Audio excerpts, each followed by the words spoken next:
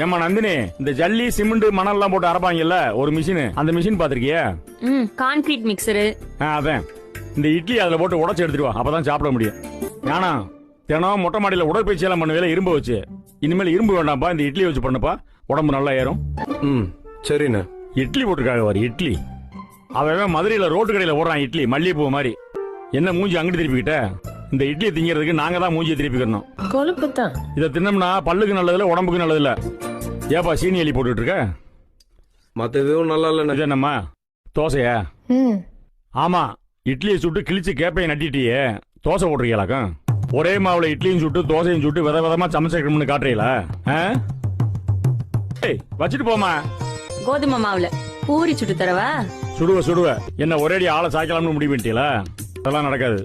இது தேக்கு, சாதாரண தேக்கு இல்ல, மதுரை தேக்கு, மனசுல வச்சுக்கோங்க. ஏமா நந்தினி,